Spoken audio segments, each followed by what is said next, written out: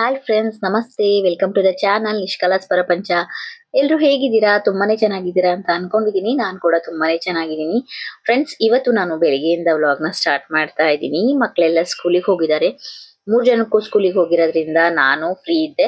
ಮತ್ತೆ ನಮ್ಮ ಮನೆಯವ್ರಿಗೆ ಕೂಡ ವೀಕ್ಲಿ ಆಫ್ ಇದ್ದಿದ್ರಿಂದ ಇವತ್ತು ಬೆಟ್ಟಕ್ಕೆ ಹೋಗಿ ಬರೋಣ ಅಂತ ಅನ್ಕೊಂಡ್ವಿ. ನಮಗೆ ಚಾಮುಂಡಿ ಬೆಟ್ಟಕ್ಕೆ ಮೈಸೂರಿಯನ್ಸ್ಗೆ ಹೇಗೆ ಅಂತ ಅಂದ್ರೆ, ಖುಷಿ ಆದ್ರೂ ಬೆಟ್ಟಕ್ಕೆ ಹೋಗ್ಬೇಕು, ಏನೋ ದುಃಖ ಆದ್ರೂ, ಮನ್ಸಿಗೆ ಬೇಜಾರಾದ್ರೂ ಬೆಟ್ಟಕ್ಕೆ ಹೋಗ್ಬೇಕು, ಬರ್ಡೇ ಇದ್ರೂ ಬೆಟ್ಟಕ್ಕೆ ಹೋಗ್ಬೇಕು, ಏನೇ ನಮ್ಮ ಮನೆ ಫಂಕ್ಷನ್ಸ್ ಇದ್ರು ನಾವು ಬೆಟ್ಟಕ್ಕೆ ಹೋಗ್ಬೇಕು. ಅದೇ ನನಗೊಂಥರ. ಆದ್ರೆ ತುಂಬಾ ದಿನ ಆಗಿತ್ತು ಹೋಗ್ಬಿಟ್ಟು. ನಮ್ಮ ಅವ್ವ ಮತ್ತೆ ನಮ್ಮ ಅತ್ತೆ ಬಂದಿದ್ರಲ್ಲ ದಸರಾ ಟೈಮಲ್ಲಿ, ಆವಾಗ ಹೋಗಿ ತೋರ್ಸ್ಕೊಂಡ್ ಬಂದಿದ್ದು. ಮತ್ತೆ ಇವತ್ತೇನೆ ಫ್ರೀ ಆಗಿರೋದು. ಇಲ್ಲ, ಹೋಗ್ಬಿಟ್ಟು ಬರ್ಲೇಬೇಕು, ತುಂಬಾ ದಿನ ಆಗಿದೆ ಅಂತ ಹೇಳಿದಿಕ್ಕೆ ನಮ್ಮ ಮನೆಯವರು ಸರಿ ಹೋಗ್ ಬರೋಣ, ಮಕ್ಳು ಸಿಂಗು ಸ್ಕೂಲಿಗೆ ಹೋಗಿದಾರಲ್ಲ, ಅಷ್ಟ್ರಲ್ಲಿ ಬಂದ್ರೆ ಆಯ್ತು ಅಂದ್ಬಿಟ್ಟು ನಾವು ಬೆಟ್ಟಕ್ಕೆ ಬಂದ್ವಿ.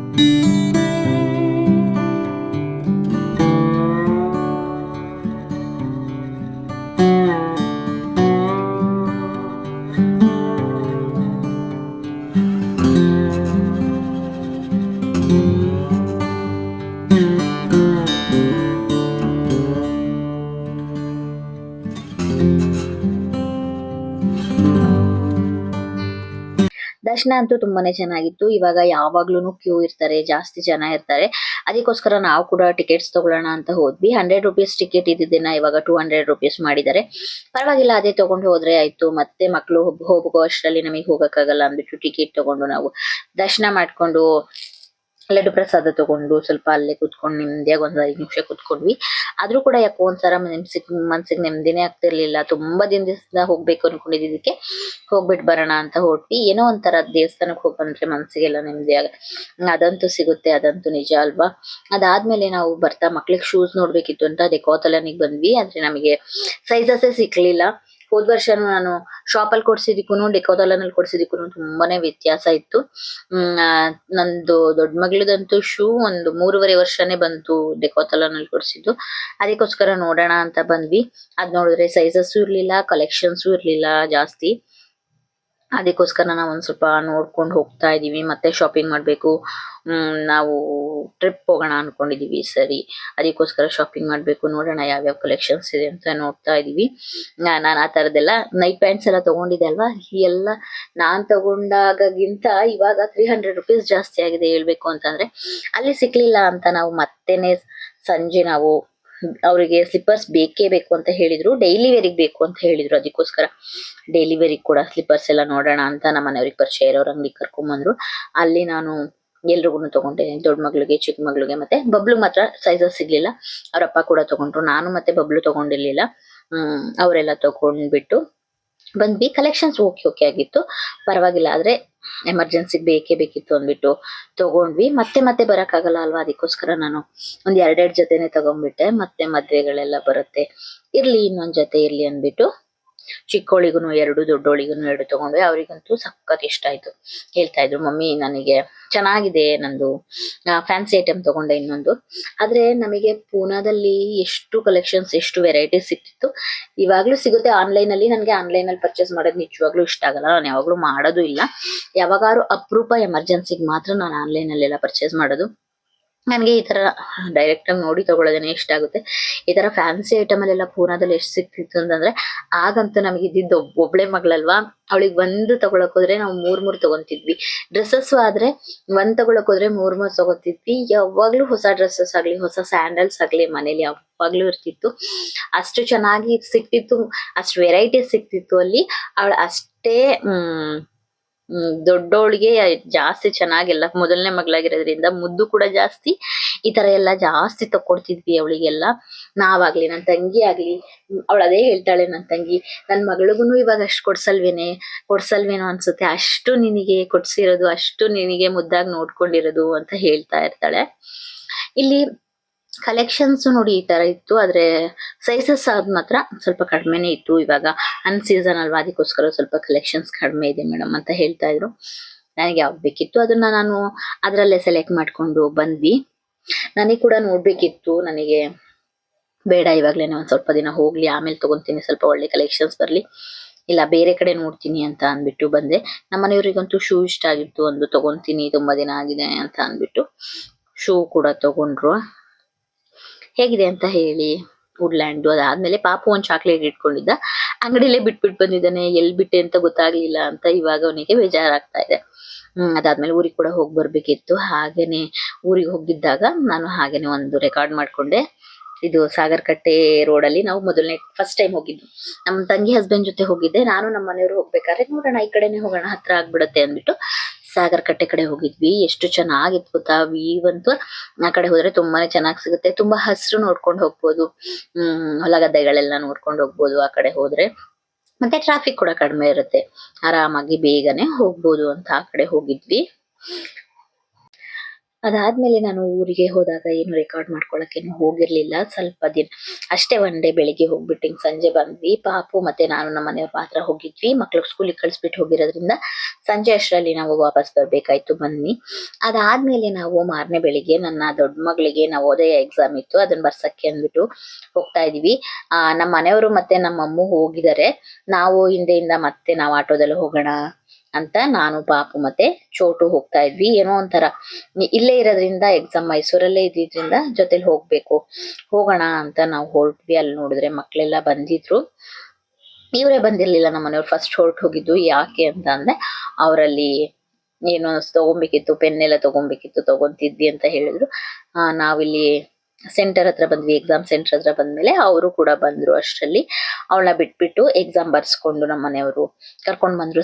ಸಂಜೆ ಮತ್ತೆ ನಾನು ಅದು ಎರಡನೇ ಮಗಳಿದ್ದಾಳಲ್ಲ, ಅವಳಿಗೆ ಸ್ಕೂಲ್ ಡೇಗೆ ಆನ್ಯುವಲ್ ಡೇ ಇರುತ್ತಲ್ಲ, ಅದಕ್ಕೆ ನಮಗೇನೆ ಫ್ರಾಕ್ಸ್ ಬೇಕು ಅಂತ ಹೇಳಿದ್ರು. ನಮ್ ಶಾಪಿಗೂ ಫೋನ್ ಮಾಡಿ ಕೇಳಿದ್ದೆ, ಪಿಂಕ್ ಕಲರ್ ಇರ್ಲಿಲ್ಲ. ಪಿಂಕ್ ಕಲರ್ ಇದ್ರೂನು ಅವರಿಗೆ ಆಫ್ ಬರ್ಬೇಕಿತ್ತು ಫ್ರಾಕು, ಮತ್ತೆ ಸ್ಲೀವ್ಸ್ ಇರ್ಬೇಕಿತ್ತು ಅಂತ ಕೇಳಿದ್ರು. ನಾನು ಒಂದ್ 5-6 ಶಾಪು ಹುಡುಕ್ದೆ. ಫಸ್ಟ್ ಡೇನೆ ನಾನು ಒಂದ್ 5-6 ಶಾಪಿಗೆ ಹೋಗಿದ್ದೆ, ಎಲ್ಲೂ ಕೂಡ ನನಗೆ ಪಿಂಕ್ ಸಿಕ್ಲಿಲ್ಲ. ಮತ್ತೆ ಪಿಂಕ್ ಸಿಕ್ಕಿದ್ರು ಅವಳ ಏಜಿಗೆ ಪಿಂಕ್ ಶಾರ್ಟ್ ಫ್ರಾಕ್ ಇರ್ಲಿಲ್ಲ. ಈ ಫ್ರಾಕ್ ಅಂತೂ ನನಗೆ ಸಖತ್ ಇಷ್ಟ ಆಯ್ತು.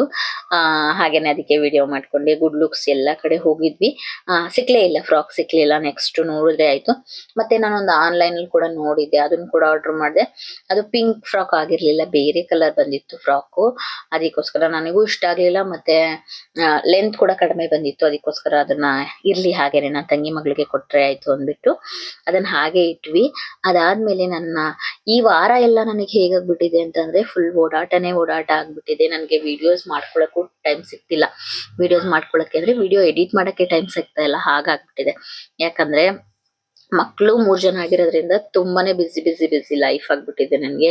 ಹೊರಗಡೆ ಹೋಗೋದು, ಅವ್ರ ಸ್ಕೂಲಿಗೆ ಅಟೆಂಡ್ ಮಾಡೋದು ಪ್ರೋಗ್ರಾಮ್ಸ್, ಇವ್ರ ಸ್ಕೂಲಲ್ಲಿ ಅಟೆಂಡ್ ಮಾಡೋದು, ಅವ್ರನ್ನ ಕರ್ಕೊಂಡ್ ಬರೋದು, ಇವ್ರನ್ನ ಕರ್ಕೊಂಡ್ ಬರೋದು, ಇದೇ ಆಗ್ಬಿಟ್ಟಿತ್ತು. ಅದಕ್ಕೋಸ್ಕರ ನಾನು ಎಲ್ಲ ಸ್ವಲ್ಪ ಕ್ಲಿಪ್ಪಿಂಗ್ಸ್ ತಗೊಂಡಿರೋದ್ರಿಂದ ನಿಮ್ ಜೊತೆ ಶೇರ್ ಮಾಡ್ಕೊಂತ ಇದ್ದೀನಿ. ದೊಡ್ಡ ಮಗಳಿಗೆ ಕ್ಯಾರಲ್ ಸಿಂಗಿಂಗ್ ಕಾಂಪಿಟೇಷನ್ ಇತ್ತು, ಅಲ್ಲಿಗೆ ಸೇರ್ಕೊಂಡಿದ್ರಿಂದ ಅವಳು ಬೆಳಿಗ್ಗೆನೆ ಸ್ಕೂಲಿಗೆ ನಮ್ಮ ಮನೆಯವ್ರು ಡ್ರಾಪ್ ಮಾಡಿ ಬಂದಿದ್ರು.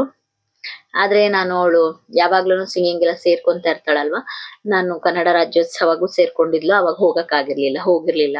ಅದಕ್ಕೆ ಅವಳು ರಿಕ್ವೆಸ್ಟ್ ಮಾಡ್ತಾ ಇದ್ಲು, ಮಮ್ಮಿ ಎಲ್ರು ಬರ್ತಾರೆ, ನೀನೇ ಬರಲ್ಲ ಬಾ. ಇಲ್ಲ ಬರ್ಲೇಬೇಕು ಅಂತ ಹೇಳಿದಕ್ಕೆ ನಾನು ಹೋದೆ. ನಾನು 11 o'clock 10:30 ಹೋದೆ.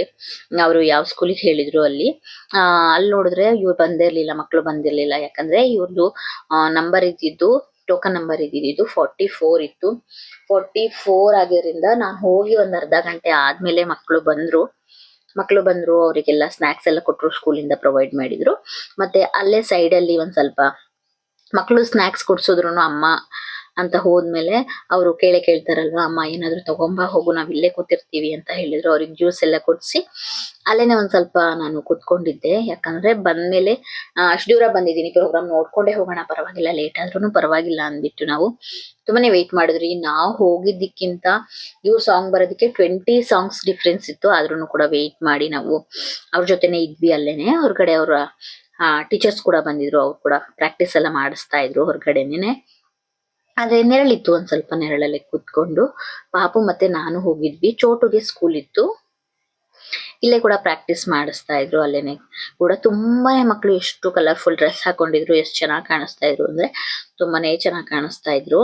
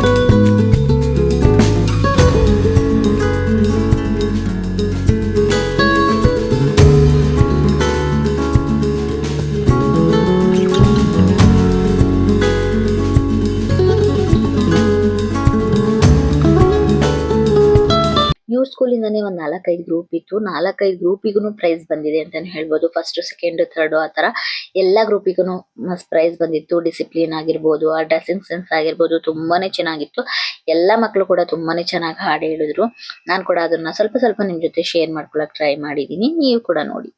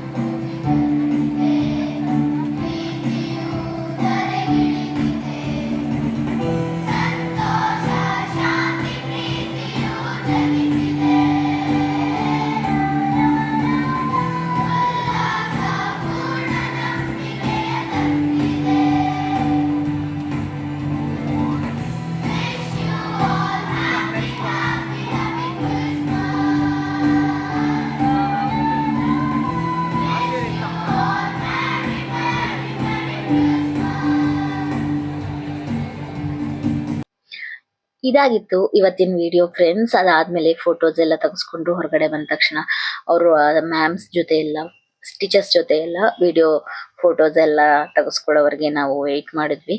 ಅದಾದ್ಮೇಲೆ ನಾನು ಅಡ್ಗೆ ಕೂಡ ಮಾಡಿ ಇಟ್ಟು ಹೋಗಾಗ ಆಗಿರ್ಲಿಲ್ಲ.